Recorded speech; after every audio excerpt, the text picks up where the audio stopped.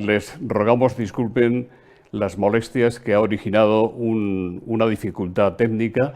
Ya estamos, pienso, con John de Zulueta, presidente del Círculo de Empresarios. Le estábamos preguntando cuando surgieron los problemas, ¿qué tal está, cómo están usted, su familia, sus colaboradores atravesando esta grave pandemia?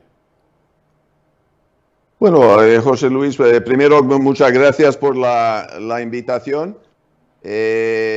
Efectivamente son tiempos difíciles porque el Círculo de Empresarios, aparte de preparar estudios y hacer eventos y todo lo demás que podemos hacer perfectamente a través de videoconferencias, hemos perdido la parte humana, ¿no? La parte de networking, la parte de que nuestros 230 socios les gusta estar unos con otros y eso es muy complicado. Hoy vamos a hacer el primer experimento del año, que es una comida con 6 personas en nuestras oficinas. Señor de Zulueta, acaban ustedes de presentar su análisis del proyecto de ley de presupuestos generales del Estado y no parece que les haya gustado demasiado. ¿Cómo resumiría la posición del Círculo de Empresarios? Bueno, hemos dicho, los presupuestos son ideológicos y poco realistas y no solo nosotros estamos en buena compañía porque está la Comisión Europea, el AIREF, el Banco de España, FEDEA, están todos en nuestra línea. Hablemos de impuestos, de la oportunidad o no de subirlos y de la necesidad que muchos defienden de armonizar la fiscalidad tanto en el ámbito de la Unión Europea como entre el Estado español y las comunidades autónomas. Esto último es bien difícil cuando ya existen 2 comunidades autónomas, el País Vasco y Navarra, que tienen sistemas propios blindados por los conciertos. Y Bildu parece estar ahí, entre otras cosas, para no permitir que se toquen. De estos temas nos va a hablar Euprepio Padula, presidente de Padula y Partners. ¿Cómo está, Euprepio?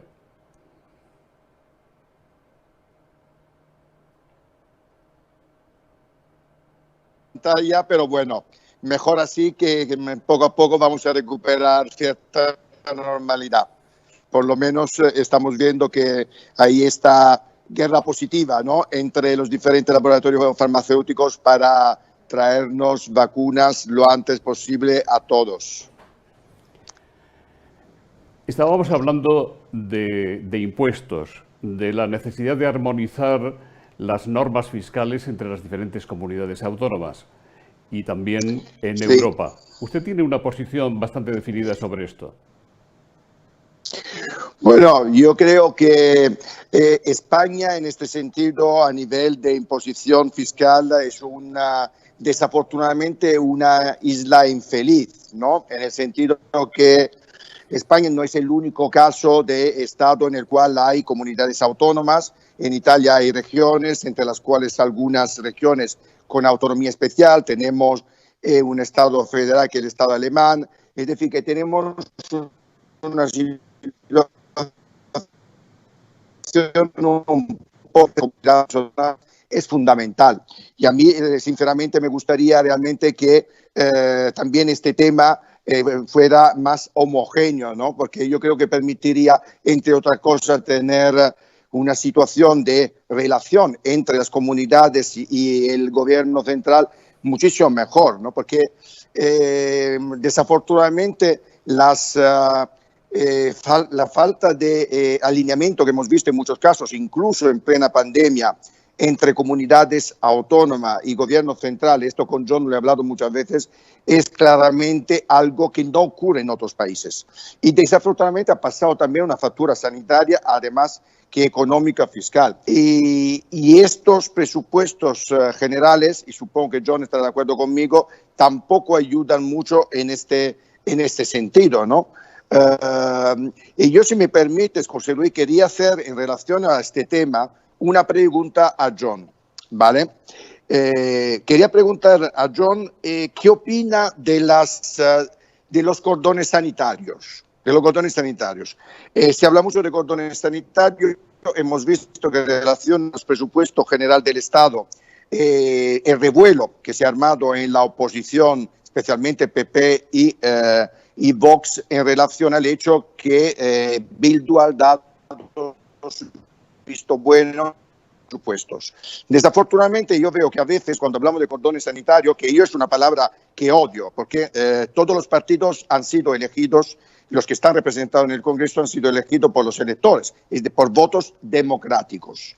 A mí me gustaría mucho, además también rico de sus experiencias internacionales, que John me diera su opinión al respecto. ¿Qué opinas de los cordones sanitarios, especialmente en relación a algunas fuerzas políticas, especialmente cuando hablamos de presupuestos generales del Estado? Sí, bueno, primero decir que sobre esto de presupuestos, que 69% es el impuesto general del Estado, ¿no? 21% es lo que tienen las autonomías y las administraciones locales. Pero en respuesta a tu pregunta, Euprepio, en el Círculo pensamos que realmente los presupuestos tienen que reflejar la mayoría de los partidos y representar la mayoría de la gente en España, pero la mayoría centrista constitucionalista. El problema de Bildu, el problema de separatistas como Esquerra Republicana es que ellos no creen en el Estado, no creen en la Constitución del 78. Y entonces, realmente, claro, tú lo has dicho muy bien, han sido elegidos, tienen sus votantes, pero para el Círculo la extrema izquierda y la extrema derecha no deberíamos considerar, porque realmente no representan la mayoría de los españoles y necesitamos unos presupuestos que van en línea con nuestra Constitución. Claro, lo que pasa que, John, ¿no te parece que esto puede suponer a nivel democrático marcar diferencias entre partidos de primera liga, segunda liga, o entre partidos que deberíamos considerar al 100% y otros que deberíamos considerar, no sé, al 50%, o solo para que lo que le interesan a cada uno de los partidos que se sigan en los gobiernos? ¿No te parece peligroso tener esta valoración? Bueno, todos Euprepio, tienen su voto en el Parlamento y vemos que lo que está haciendo el gobierno es unir un poco la izquierda y la ultraizquierda y bueno, han metido Bildu sin necesitar sus votos. Con Esquerra Republicana lo tienen. Pero el Círculo se fundó hace 43 años, como sabes, en el año 77, y somos un producto de esa transición del 78 y la Constitución del 78, y nosotros pensamos que realmente este país tiene que adelantarse siguiendo las reglas de la Constitución. Gente que quiere derrumbar lo que se hizo en el 78, para nosotros no son jugadores válidos. Es así de claro. O estás con la Constitución o estás intentando derrumbar la Constitución. Entonces esta gente sí tiene sus apoyos, unos apoyos afortunadamente minoritarios, pero no están jugando, vamos a decir, limpio en cuanto a respetar las reglas de la Constitución. Presidente, ¿cuáles son las propuestas del Círculo para salir de la actual situación y recuperar la economía tan rota en la actualidad?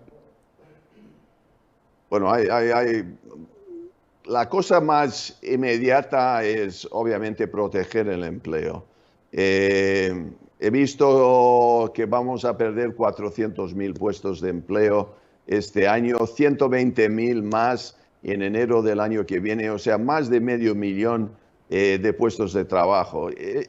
Lo más sangrante en este momento es parar la hemorragia de pérdida de puestos de trabajo, porque ir a un 20% de paro es insostenible para luego realmente crecer la economía. Pero una vez que podemos, por lo menos, extender los ERTEs hasta el verano que viene, Alemania los extiende hasta final de año, pero vamos a tener que extender los ERTEs. Me alegro mucho que los préstamos ICOs ahora les van a dar unos 3 años más, porque las empresas muchas empresas están hundidas, ¿no? Tenemos mucho, la estructura en España es mucha empresa pequeña. Tenemos 3,3 millones de empresas, pero bueno, primero más de la mitad no tienen ni un empleado. Y luego hay un montón de pymes con menos de 10 y menos de 20 y menos de 50 empleados. Y entonces eso es la estructura que tenemos y eso es lo que hay que proteger como primera parte. Luego, a futuro tenemos que transformar esa economía. Tenemos que aprovechar lo que dijo Churchill, ¿no? Nunca desperdicies una buena crisis. Don't let a good crisis go to waste. Y eso es, pues, modernizando nuestra economía. Tenemos que innovar, tenemos que ayudar a todos estos jóvenes que tienen ideas, nuevas empresas. No puede ser que en España crear una nueva empresa, que España esté, según el Banco Mundial, en el puesto 95 en el mundo. Es que es dificilísimo y tardas muchísimo en crear una nueva empresa. Y tenemos que fomentar toda esa innovación, esa creación de nuevas empresas. Y obviamente tenemos que estar mucho más metidos en el mundo digital, el mundo de 5G, el mundo de coches eléctricos y todo ese cambio que está ocurriendo en el mundo. Pues España está muy metido en servicios. Tenemos que desarrollar más la industria. La industria, cuando cae, cuando evapora el turismo, la industria puede seguir funcionando, pero hemos visto que cuando evapora el turismo se cae casi todo una cuarta parte de nuestra economía. Y entonces hay también el cambio medioambiental. Es muy importante cara al futuro descarbonizar. Me alegro mucho de que los países están tomándolo en serio, que el dinero que ahora va a venir de Europa, parte tiene que estar destinado a mejorar el medio ambiente, ¿no?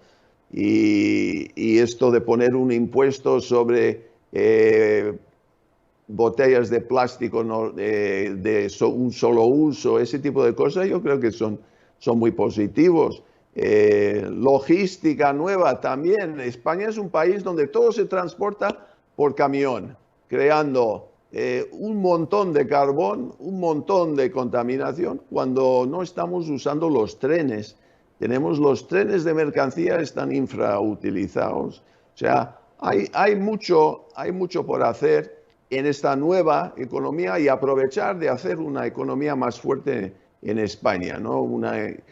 Protegiendo siempre el turismo, porque el turismo también hay que mirar al futuro y hay que mirar a atraer turistas que gastan más dinero, ¿no? No queremos 84 millones de turistas y pensar solo en el número. Tenemos que pensar en qué gasta cada turista. Y eso también es importante. Presidente, ¿no parece que ni el Gobierno ni las comunidades autónomas tengan capacidad por sí solas de sacar a nuestro país de esta crisis tan grave? Y son muchos, y de muchos sectores, los que defienden como ineludibles las fórmulas de colaboración público-privada.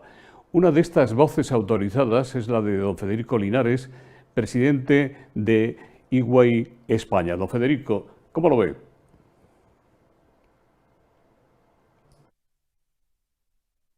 Muchas gracias, John, también en previo por la intervención. La verdad es que no se me ocurre mejor forma de empezar el día que tomando un café con vosotros y compartiendo estas reflexiones.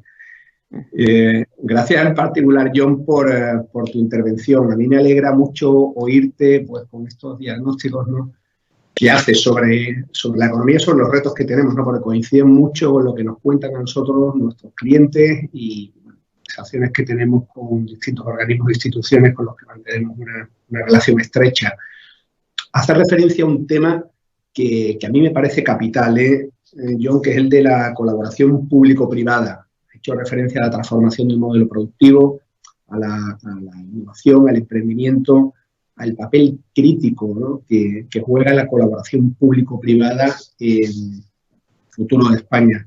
Yo creo que existe un consenso generalizado sobre la necesidad de impulsar la colaboración público-privada y mi pregunta y mi reflexión sería, ¿qué es necesario, John? ¿Qué crees que es necesario para que este consenso cristalice, para que este consenso lo consigamos aterrizar y para que pasemos de las musas al teatro en algo que no va solo seguramente de cambios normativos que se están produciendo, que se van a producir, que seguramente tiene algo más que ver con la cultura, con la manera en que nos miramos, sector público, sector privado, unos a otros? ¿Cómo conseguimos pasar de las musas al teatro, John? Yo creo mucho bueno, yo vengo del sector sanitario, ¿no? Yo he pasado más de 20 años en el sector sanitario donde el público y el privado trabajan juntos, o sea, la sanidad privada en España está alrededor del 30% de la sanidad total.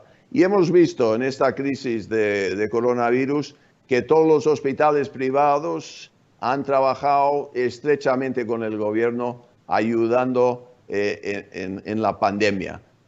No hubiésemos podido controlar esa pandemia sin los hospitales privados. El público privado es absolutamente necesario en nuestra sociedad.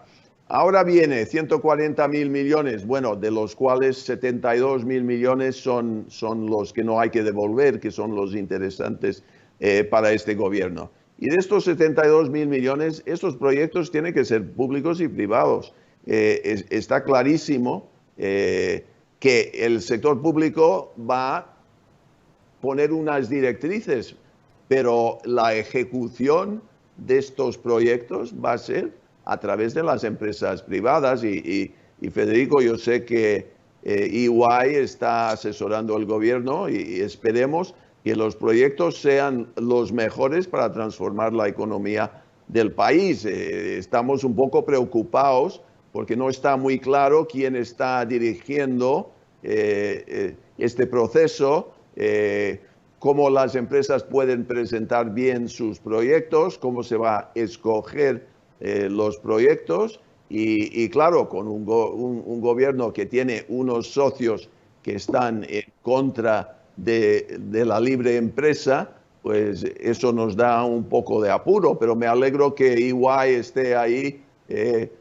ayudando, porque esto me da cierta confianza de que se van a elegir buenos proyectos. La resurrección de la economía española y la reparación de la brecha social profundizada por la COVID dependen sin duda de los fondos europeos del programa Next Generation, como ustedes han dicho, y de cómo se gestionen.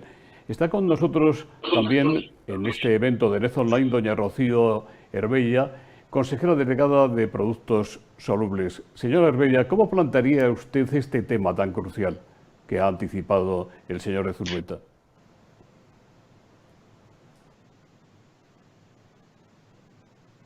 ¿Tiene el sonido muteado, parece?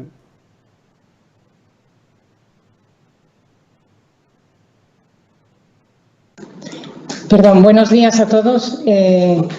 Digo que teniendo en cuenta dos aspectos, el primero que el presupuesto es una herramienta y no es un fin en sí mismo, y el segundo que en el círculo de empresarios siempre hemos estado preocupados y John como presidente así lo ha verbalizado muchas veces en impulsar el modelo productivo hacia esa transformación que necesitamos, y prueba de ello, por ejemplo, es el apoyo a la iniciativa Creciendo junto con la Fundación Banquinte y el ICEX, en el que con una iniciativa que nace en el 2014 lo que se intenta es hacer un cambio de modelo productivo hacia empresas más internacionalizadas, más competitivas, que aporten más valor añadido a través del tamaño, que es la única vía.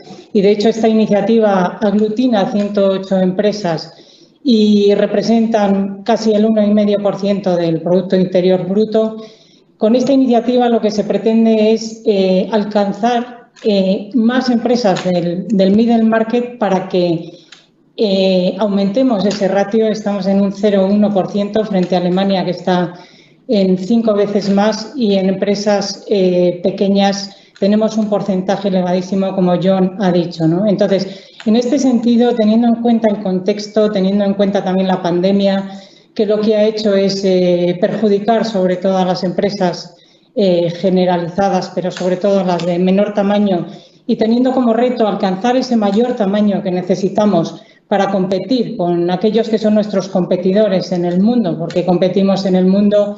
Yo me gustaría preguntarte, John, ¿qué piensas tú que con ese reflejo en los presupuestos generales del Estado, que son 27.000 euros en los ingresos, que suponen casi una cuarta parte, y que reflejan la entrada de fondos europeos, crees que esa entrada en esos ingresos y esa partida refleja también, o hay también de forma añadida, una serie de políticas que nos ayuden a transformar ese modelo productivo y a ganar tamaño, y que esas 4.000 empresas que hay hoy en el middle market sean más mañana impulsadas por esos fondos que nos han de ayudar a esa transformación?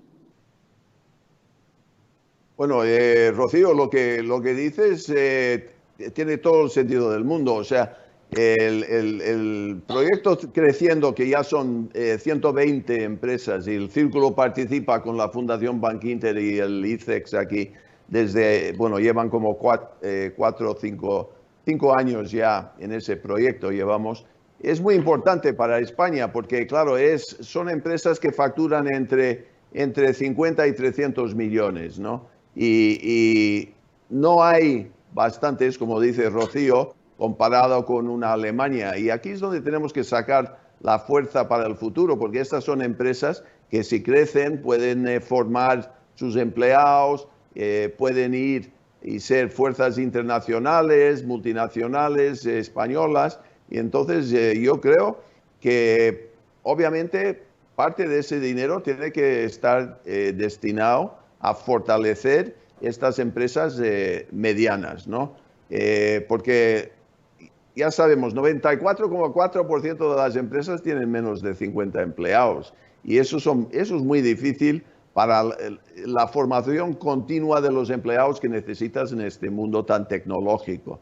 Y entonces yo creo que lo que tú dices, Rocío, tiene que ser una apuesta importante con ese dinero. Ahora, vamos a decir un par de cosas sobre estos 27.000 millones, porque están metidos en el presupuesto y no sabemos si van a llegar a tiempo, y esto es uno de los puntos de divergencia que tenemos con esos presupuestos. ¿Es realista pensar que España va a poder gastar 27.000 millones en proyectos que se pagan después de cumplir los hitos? O sea, Europa no adelanta más que 6.000 millones. El resto es cuando cumples los hitos de los proyectos. Y ahora, encima, para complicarlo más, Polonia y Hungría están echando el freno porque dicen que no deben estar condicionadas. Nosotros sí que pensamos que tienen que estar condicionadas a países que respetan, en fin, las reglas las reglas democráticas básicas. La victoria de Biden en las presidenciales de Estados Unidos ha devuelto la esperanza no solo a amplios sectores de norteamericanos, sino a ciudadanos y gobiernos de todo el mundo. Señor Zulueta, usted tiene la doble nacionalidad norteamericana y española. ¿Qué valoración hace el Círculo de Empresarios de este cambio de paradigma en el mundo? Luego abriremos el micrófono al resto de los invitados para que comenten brevemente este asunto. Pues yo creo, José Luis, que es positivo para el mundo en general, para Estados Unidos y también para España y Europa, ¿no? Porque Biden, Biden es mayor, dicen, y algunos dicen que es muy mayor, ¿no? Biden va a cumplir 78 años este viernes, el día 20 de noviembre, que también es una fecha muy significativa aquí en España por la muerte de José Antonio Primo de Rivera y de Franco, ¿no? Pero es el cumpleaños este viernes de Biden, 78 años. Entonces, claro, alguien que entra en un puesto de tanta responsabilidad, de tanto trabajo, con 78 años, yo creo que es la parte difícil que va a tener Joe Biden, aunque él ya ha dicho que solo va a estar un mandato de 4 años. La parte positiva es que quitamos un presidente populista y vamos a un presidente que ha pasado toda su vida en la política, no es nada populista, yo creo que tiene las ideas muy claras. Va Estados Unidos volver al Tratado de París en cuanto a todo el tema del cambio climático.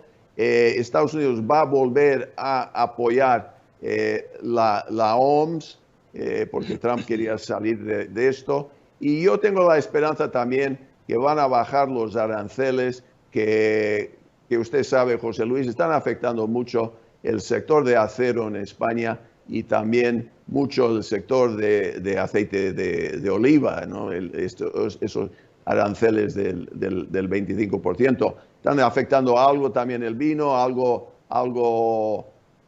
otro producto, pero básicamente el aceite de oliva y el acero. Y entonces si bajamos esos aranceles o quitamos esos aranceles, yo creo que eso puede ser muy positivo para Europa. Va a ser una relación mucho más estrecha con Estados Unidos. Y bueno, hay todo el tema de Irán también, que a lo mejor vuelven a llegar a un acuerdo con Irán. El gran problema para el mundo es qué relación va a tener Biden con China, ¿no? Porque Estados Unidos y China ahora es lo que determina un poco para el resto de nosotros cómo va a ir la economía global. ¿Quieren intervenir alguno o todos los invitados? Bueno, yo quería decir que, bueno, yo evidentemente como John estoy no feliz, más que feliz de la derrota de Trump y de la victoria de Biden. Sin ninguna duda, esto ha sido un plebiscito, además un plebiscito que de todas maneras da como resultado una división tremenda de la sociedad americana. Más de 70 millones de americanos han votado Trump todavía. Quiere decir que la América está dividida. Para Europa y para el mundo es una buena noticia, porque por otro lado, la victoria de Trump hace 4 años tuvo un efecto dominó favoreciendo los populismos también en otros países. El Brexit, Salvini en Italia, Le Pen, Bolsonaro en Brasil. Y yo creo que esto ha sido, me vais a permitir, un verdadero cáncer, porque el populismo en política y luego como consecuencia también en la economía se vuelve realmente un cáncer de nacionalismos absolutamente impresentables en un momento en el cual el mundo está globalizado. Hasta la pandemia nos ha globalizado más, desafortunadamente. Por lo tanto, yo aplaudo la decisión de los electores americanos y lo aplaudo también en relación a Europa, ¿no? Es evidente que Trump en su política populista ha aislado a Europa, ha creado una guerra, entre comillas, con China, que tampoco es buena.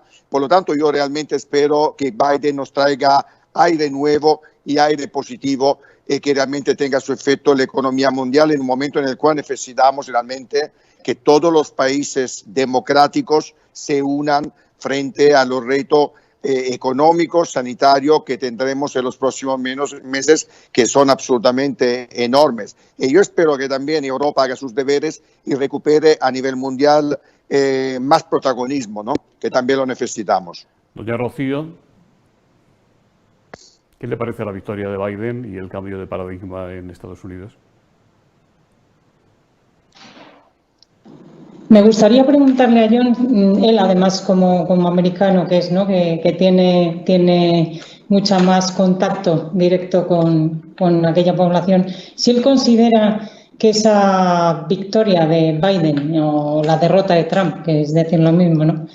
Si va a tener alguna influencia a nivel mundial en esa ola de populismos que va a encontrar en la democracia liberal. Yo creo que es un indicio, por lo menos, de que por lo menos en Estados Unidos, han tenido el experimento de 4 años de populismo y para muchos no ha gustado. Claro, el propio dice, es una nación dividida y efectivamente, cuando miras la votación, ha sido muy estrecha el margen de victoria de Biden en votos. Luego, como van a través de un colegio electoral, pues sube más Biden, pero en voto popular están muy igualados y están muy enfrentados. Pero yo creo que cada victoria contra un populista es una buena señal. Pero si miramos el mundo entero, el populismo está bastante arraigado y entonces no es algo preocupante cara al futuro en muchísimos países. Don Federico, ¿algo que añadir sobre este tema? Pues nada, simplemente, bueno, pues decir que bueno, coincido con todos, con Rocío, con John, con Eupropio, con mi buen amigo Eupropio, muy en particular sobre cómo Estados Unidos, el primer país del mundo, ¿no?, nos enseña los riesgos del populismo. Esto es una tontería y hemos visto como alguien, un país como Estados Unidos, puede asomarse, puede enseñarnos a todos cómo uno se asoma al precipicio democrático. Esta es una gran lección que hemos vivido durante los últimos años. Yo quería cambiar un poco el tercio con una pregunta a John. John, en el círculo somos, y tú eres muy en particular, un firme defensor desde hace muchos años del capitalismo humanista, ¿no?, de la empresa humanista.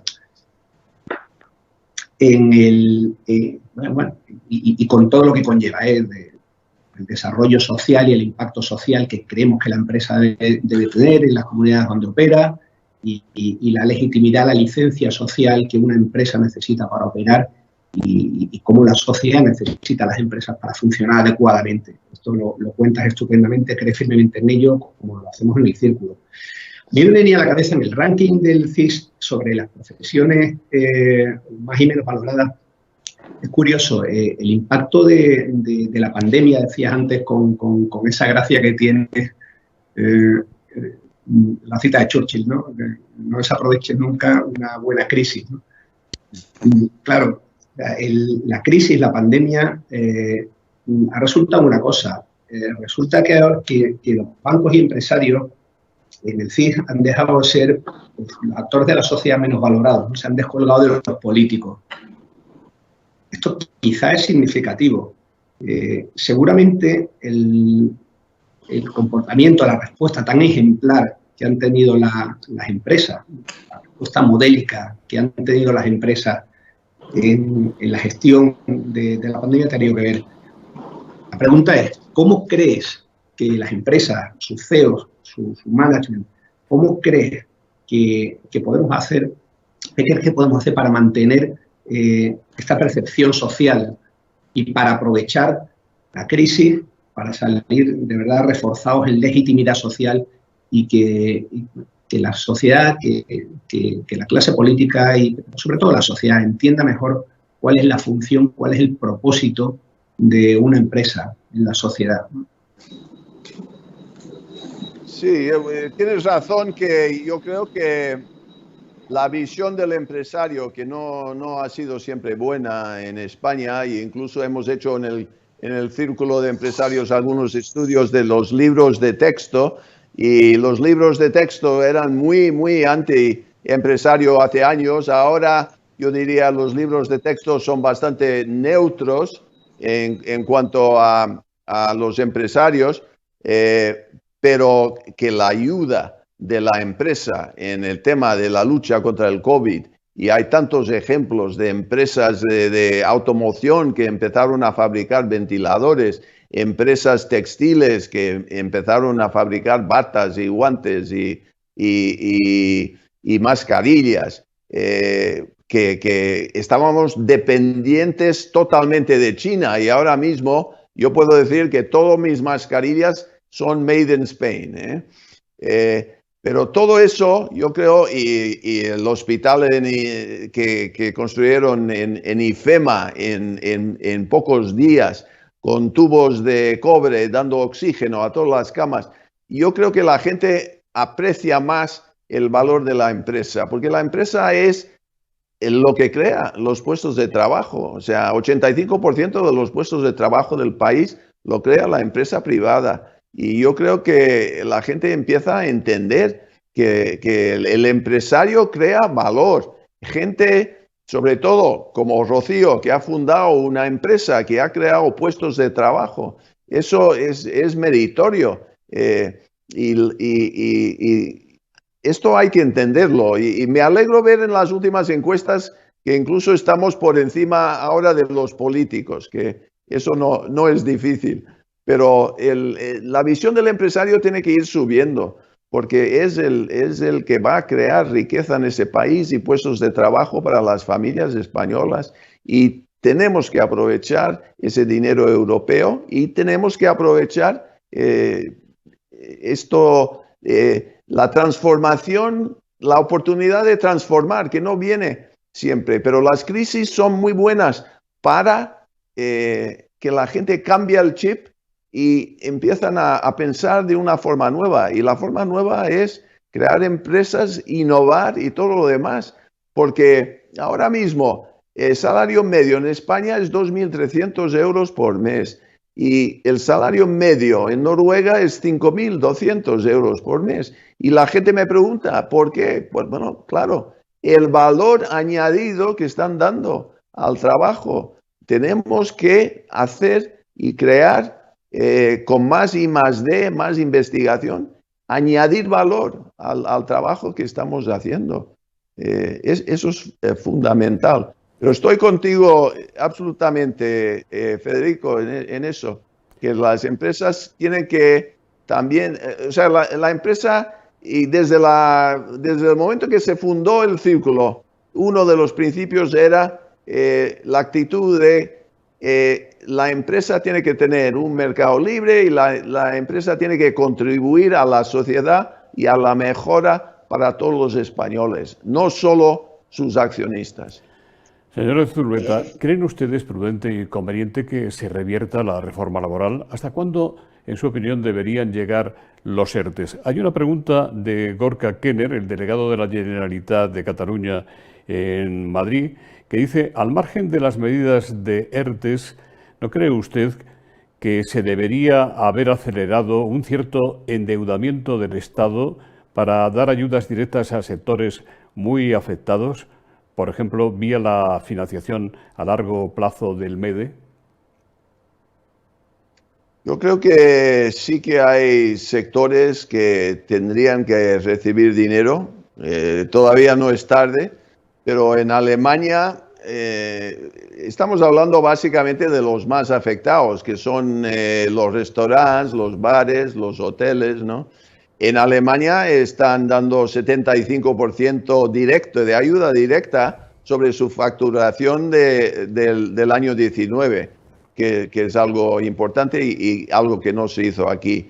Y los ERTEs sí que hay que alargarlos por lo menos hasta lo que dije al principio, por lo menos hasta el verano. Alemania los deja hasta final de 2021. Sí que se habría... Hombre, el ERTE es una buena idea, básicamente desarrollada por Fátima Báñez en la reforma del 2012, ¿no? Y muy valorado por instituciones externas como el Fondo Monetario Internacional, que ha dicho que ha ayudado muchísimo en la creación de puestos de trabajo y la protección que hemos visto cuando cuando se hunde la economía, el ERTE protege, porque no es un despido, es un despido temporal, ¿no? Pero no cuenta como un despido a largo plazo y no cuenta para el paro del país. Entonces, yo estoy de acuerdo que sí, que aparte de ERTEs y aparte de alargar los ERTEs, habría que haber dinero directo para ayuda a las empresas. Los ingleses lo han hecho de una forma muy creativa, que es si vas a un restaurante de lunes a miércoles, el gobierno paga mitad de la factura. Algo bueno que copiar. Pedro González dice: el vicepresidente del Banco Central Europeo, Luis de Guindos, augura un empobrecimiento terrible. Mientras tanto, el Gobierno presenta unos presupuestos generales que algunos asimilan al cuento de la lechera. Y le pregunta si cree usted que es más probable, la profecía de Guindos o que el Gobierno pueda disponer del dinero que cree ingresará para acometer un cambio radical en el país. Nosotros tuvimos en un foro hace muy poco a Luis de Guindos, un foro del Círculo de Empresarios, y yo le vi, no le vi tan pesimista. Lo que él dijo era que en este último trimestre y en el primer trimestre del año que viene, él pensaba que no, la economía en general, porque él habla de Europa en general, que no iba a crecer porque, claro, el segundo brote del COVID ha cogido a todos un poco por sorpresa por su virulencia y ha afectado la economía. Pero yo no le vi, a partir del segundo trimestre del año que viene, le vi bastante positivo que vamos a rebotar y vamos a crecer en toda Europa y por supuesto en España. 2021 va a ser un año de crecimiento. Lo que pasa es que cuentos de la lechera yo no lo diría de esa forma, yo diría poco realistas. No creo que vayamos a crecer 9,8% la economía española el año que viene, y eso es lo que está en el presupuesto. Yo he visto estimados entre 5 y 7, que son más realistas. El problema de cada punto es que son muchos miles de millones de euros. O sea, el déficit de 6%, José Luis, para darle una idea, el déficit del 6% que prevemos son 75.000 millones de déficit estructural que habrá que en 10 años, poco a poco, quitar. O sea, tenemos un esfuerzo enorme aquí de reducción de déficit una vez que hemos paliado los peores efectos de la pandemia. Roberto de Diego le pregunta por el chat de Teams: ¿cómo ve el Círculo de Empresarios los cambios en la ley de educación? ¿No estamos hipotecando el futuro de los jóvenes y la competitividad del país al reducir el nivel de exigencia? Sí, el nivel de exigencia desde luego es preocupante. El plan de cada gobierno que entra cambiando la ley de educación también es preocupante, porque una educación tienes que pensar en una generación, y una generación son 25 años. Y entonces no hemos visto un gobierno con las luces largas pensando en 25 años con un plan de educación. Eso es el tipo de cosa que hacen muy bien los chinos y también los japoneses, pensar a 25 años. Nuestra educación, que va cambiando con cada gobierno, no es una buena educación, y las cifras de los estudios de PISA demuestran los fallos. Pero aparte del tema mencionado de que puedes ir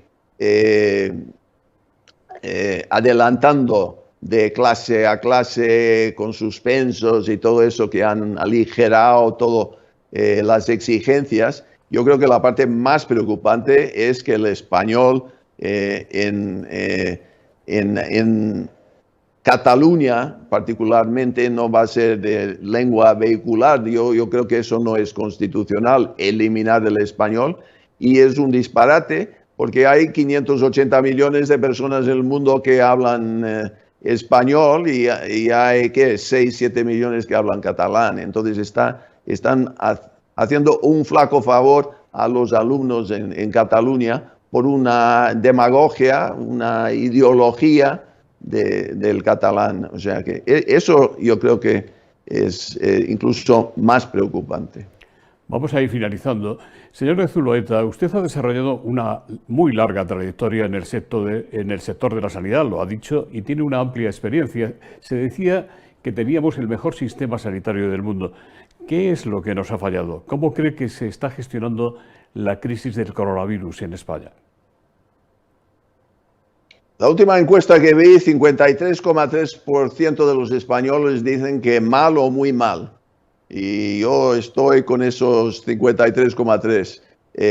Se ha gestionado muy mal esa pandemia. Ha habido avisos en enero, ha habido muchos avisos en febrero y no hemos actuado hasta marzo. Y perder un mes en una pandemia que crece exponencialmente, un mes es muchísimo tiempo para perder. Y había avisos y había tiempo para comprar mascarillas, escafandras médicas, batas, gorros, todo lo que necesitábamos, tests.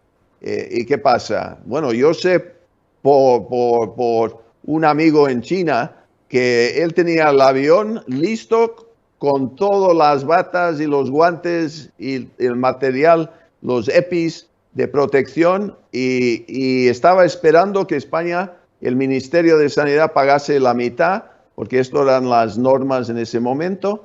España, él esperó 2 semanas, no llegó el dinero, el 50% del pedido, y su avión fue a Brasil. O sea, el Ministerio de Sanidad, como ya es un hueco, toda la sanidad ha sido transferido a las 17 autonomías, el ministerio solo compra para Ceuta y entonces no tiene ni idea en cómo comprar desde China. Y entonces lo que ha fallado aquí es la sanidad pública. Tenemos un buen sistema sanitario para cuidar a los ciudadanos españoles en cada autonomía, pero cuando llega la pandemia lo que necesitas es un centralismo, un órgano central con fuerza, poder y experiencia en hacer las compras y tomar las decisiones. Y no lo hemos encontrado. El ministro de Sanidad, como sabemos, fue impuesto por el Partido Socialista catalán. Es un hombre que era alcalde de la Roca del Vallès, pero no tiene ninguna experiencia sanitaria. Y bueno, ni voy a mencionar Simón, porque ya han hablado los 52 colegios médicos sobre Simón. No hemos tenido la gente para manejarlo y no tenemos la estructura de sanidad pública para manejar una pandemia. Lo que tenemos es una muy buena sanidad para el día a día de los españoles y las enfermedades de los españoles. El Círculo de Empresarios publicó recientemente un libro titulado ¿Cómo salvar las democracias liberales? ¿Consideran ustedes que la democracia en España está amenazada? ¿Piensa en que están en grave riesgo las instituciones, la jefatura del Estado, la independencia de la justicia, el sistema educativo? Pues justamente estábamos hablando el otro día de cuando presentamos el libro Cómo salvar las democracias liberales, no pensábamos en España. Y desde el mes de junio, cuando presentamos el libro, hasta ahora, mediados de noviembre, sí que nos está entrando la preocupación por justo lo que usted dice, José Luis, de esos temas. Jefatura del Estado fue el primer ataque y que el rey no podía ir a Barcelona a recibir los nuevos jueces. Eso fue el primer indicio. Pero luego viene el tema del poder judicial, que quieren más control político en vez de que los jueces controlen más. Eso ya es otro paso contra la democracia.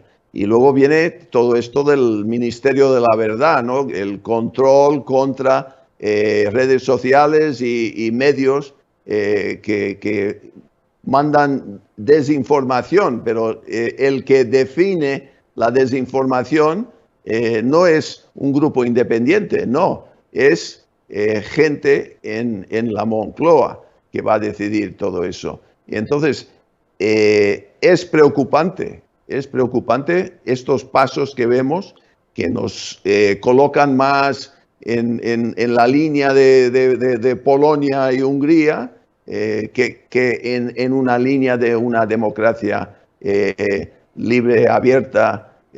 Bueno, y hay el tema también de que los inspectores quieren que los inspectores de Hacienda vayan a tu casa o tu empresa sin preaviso. Eso también es preocupante porque Churchill, mi amigo Churchill, también decía, cuando tocan a tu puerta a las 6 de la mañana, en una democracia sabes que es el lechero. Pues aquí en España a lo mejor es un inspector de Hacienda. Sí, bueno, por lo menos el Tribunal Supremo lo ha parado de momento. Doña Rocío, don Eupropio, don Federico, ¿quieren añadir algo a esto que acaba de decir el señor de Zulueta con tan buen humor?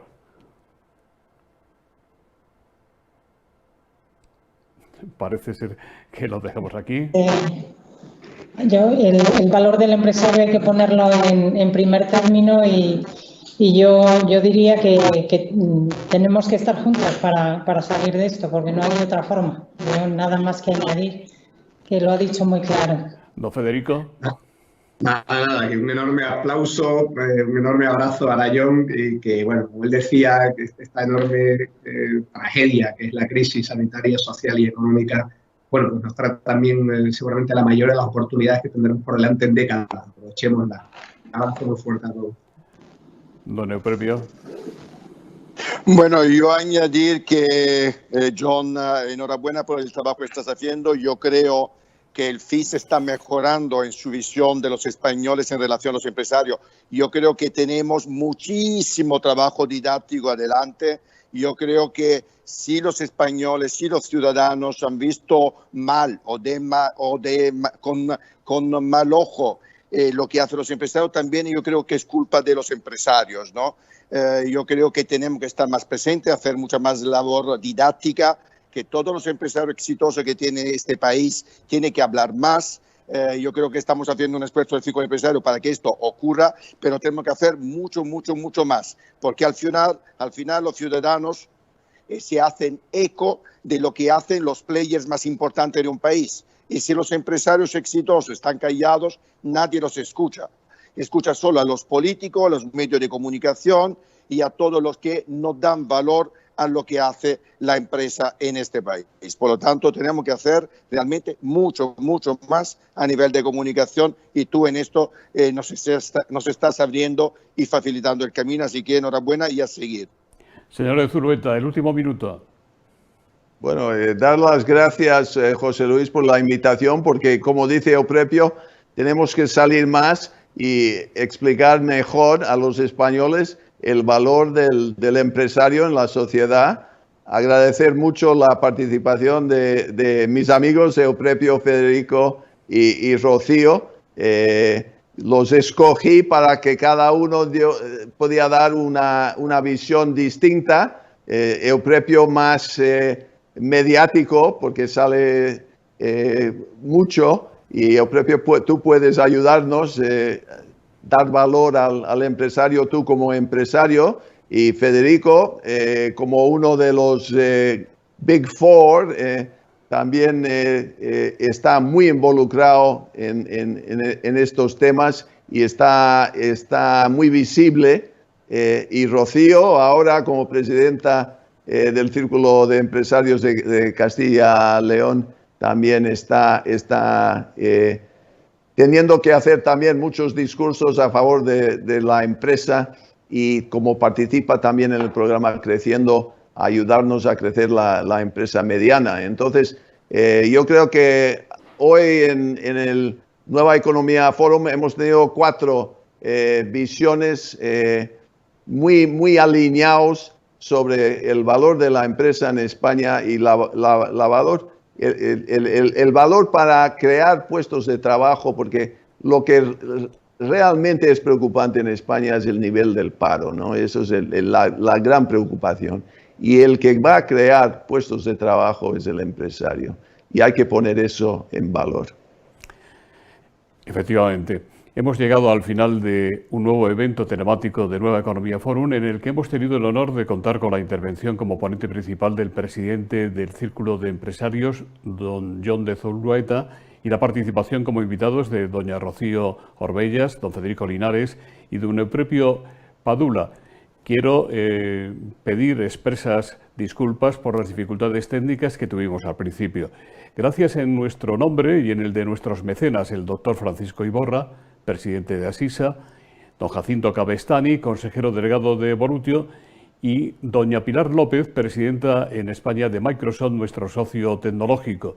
Les emplazamos a un nuevo evento de NEZ Online, el que tendrá lugar mañana a las 9 de la mañana con don Javier Maroto, portavoz del Partido Popular en el Senado. Muchas gracias a todos ustedes por seguir los eventos de Nueva Economía Forum.